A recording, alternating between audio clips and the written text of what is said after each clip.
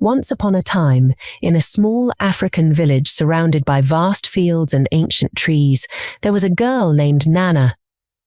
Nana was not like any other child in the village.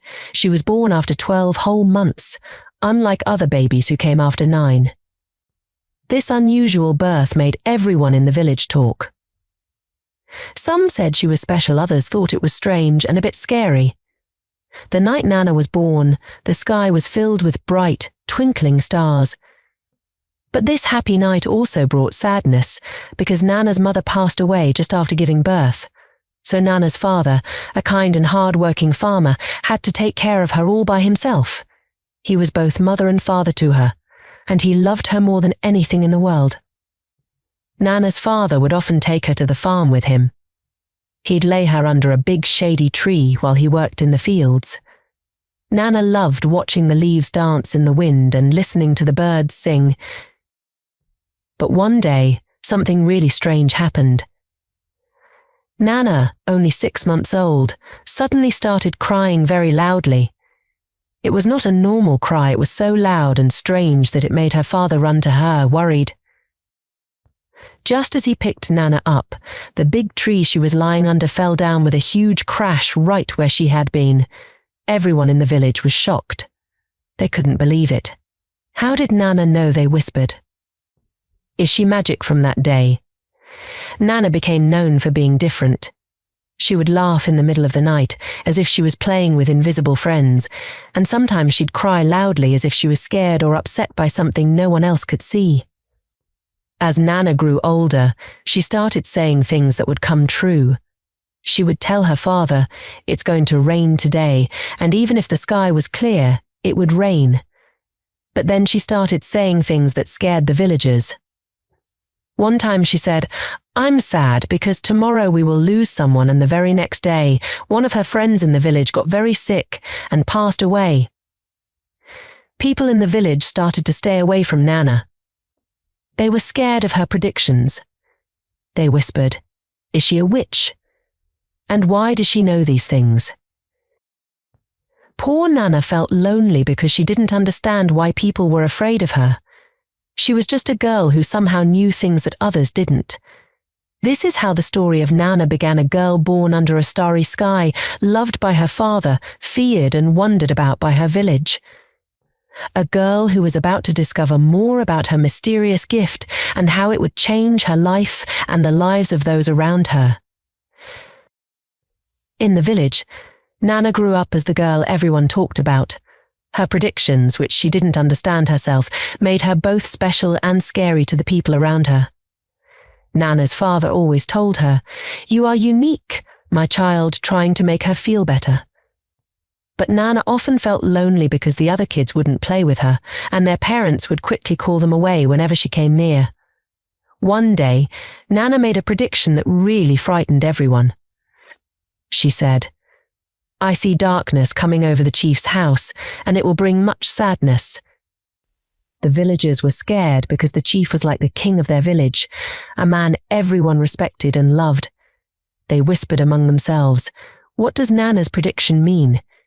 Is something bad going to happen?" Not long after Nana's words, something sad really did happen in the chief's house. The chief's youngest son, who was always full of laughter and fun, suddenly fell ill and sadly passed away. This made the villagers very upset and afraid. They started saying, "Nana brings bad luck." Her words are cursed. They didn't want to believe that Nana just somehow knew things before they happened.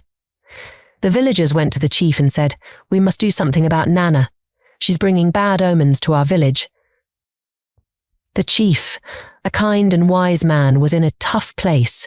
He knew Nana was just a child, but he also had to calm his people's fears. Nana's father was very worried. He loved his daughter and knew she was not to blame for the things she saw in her visions. He went to the chief and begged, "Please don't punish my daughter for something she can't control. She's not bringing these bad things, she just knows they're going to happen." The chief decided to talk to Nana.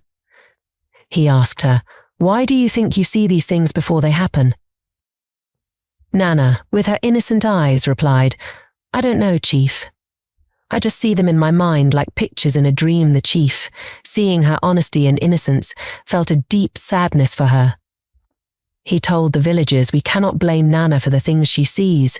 She is just a child, a special child, and we should not fear her." But the villagers were still scared. They started avoiding Nana and her father.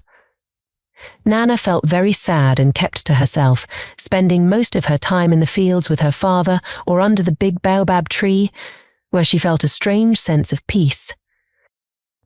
After this sad incident at the chief's house, the villagers were more afraid of Nana than ever. They whispered, "She's not safe to have around, and her words bring only bad news." Nana felt very sad and alone, but her father was always there, telling her, "You have a gift, Nana. Don't be afraid of it." The fear in the village grew so much that one day the villagers went to the chief and said, "We can't live with Nana's predictions anymore. She must leave our village." The chief, who had always been kind to Nana, was in a very hard place. He didn't want to send Nana away, but he also wanted to keep peace in the village. Nana's father pleaded with the chief, "Please don't send my daughter away. She's just a girl, and she means no harm." But the villagers were firm. They said, "If Nana stays, we will always be afraid. We must protect our village." The chief, with a heavy heart, decided that Nana should be sent away from the village. Nana was heartbroken. She cried, "Why do I have to leave? I never wanted my visions to hurt anyone." Her father held her, trying to be strong, but his eyes were full of tears. "On the day Nana was to leave," she said, "I have one last thing to share, a secret that's not mine." But the villagers were curious. They thought, what secret could Nana know? So they gathered around, even though they were still scared. Nana took them to the chief's house, to a room that was always locked. The chief looked nervous, but Nana said, "The truth is in this room," with a key that she had found in one of her visions. Nana unlocked the door. Inside they found walls covered with names and events, all the bad things that had happened in the village. And there, in the chief's handwriting, were plans that showed he had caused some of the troubles, hoping to keep the villagers dependent on him while painting Nana and her father's image badly. In fact, it was revealed that the death of Nana's mother was the chief's plan, as he had wanted to marry her, but she refused and went to marry Nana's father instead. The villagers couldn't believe their eyes. They were shocked. "Our chief did this?" they asked. The chief had no words. He had been caught. Nana said, "I saw this in a vision. I knew I had to show everyone the truth." The villagers, who had been so scared of her, now saw her as a hero. They realized Nana's gift was special and that she had used it to save them from the chief's lies. Instead of sending Nana away, the villagers thanked her. They said, "We're sorry, Nana. You're a blessing, not a curse." Nana's father hugged her, proud and relieved. The chief was the one who had to leave the village, and Nana stayed, loved and respected by everyone. From that day, Nana used her gift to help her village. She warned them about bad weather and helped them prepare for good harvests. The villagers would say, "Nana is our guardian angel. We're lucky to have her." Nana's story spread to nearby villages, and she became known as the girl who could see the future, a gift that brought her from being feared to being the most loved person in her village.